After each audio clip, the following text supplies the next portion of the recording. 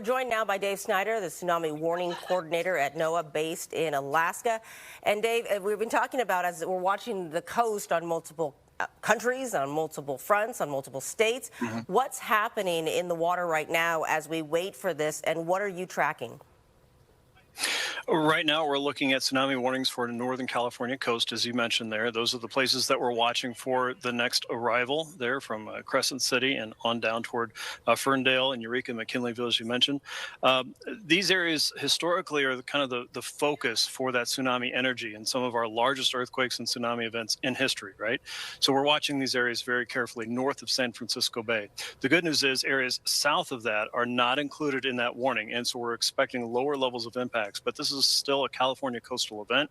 We're still encouraging people to stay out of the water along the California coast, but those in the advisory area do not need to evacuate. But we encourage everyone to stay and pay attention to local emergency management instructions, especially those in the Northern California coast tonight. Dave, one of the things NOAA and you have talked about is that it's not necessarily the first wave in an incident like this. It's the surges or the series of waves and currents. Tell us about that and what people can expect as this goes on.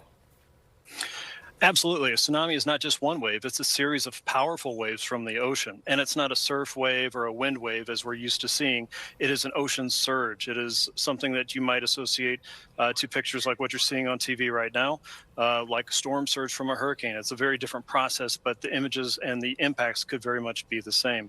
So wave after wave will come ashore throughout the evening and overnight hours tonight. This will be a long, late night event for us. The best news that we have, though, out of this entire sequence is that this is coming in at low tide. Low tide is right about now, and for the next couple hours there, as that tide is coming back in, we're expecting those waves to begin arriving. So this is arriving during the least impactful time possible for the California coastline. Yeah, that's great news. And if we turn our attention to Hawaii, because certainly that's in the next few minutes, and that will happen first, what do you expect the impact on Hawaii to be, and when will we know if Hawaii is really through the worst of it?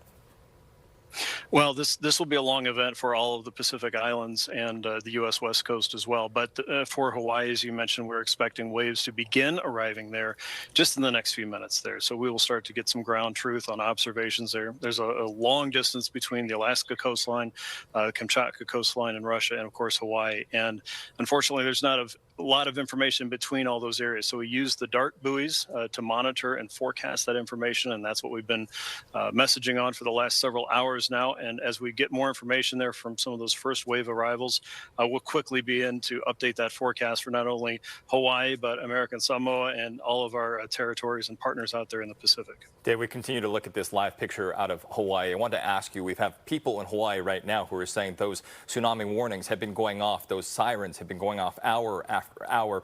How important are those warning systems, particularly at a time like this? Critical. The public relies on any number of ways to get information like this that is emergent.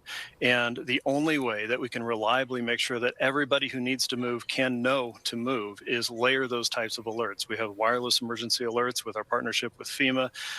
We have cell phone providers that are passing that information along, Facebook, Twitter, X, social media, and of course our partnership with news stations like yours on top of the civil defense and public warning systems that we have.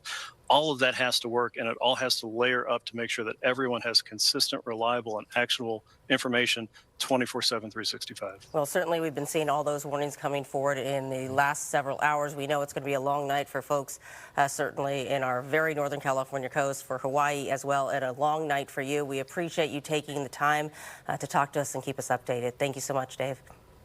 My pleasure.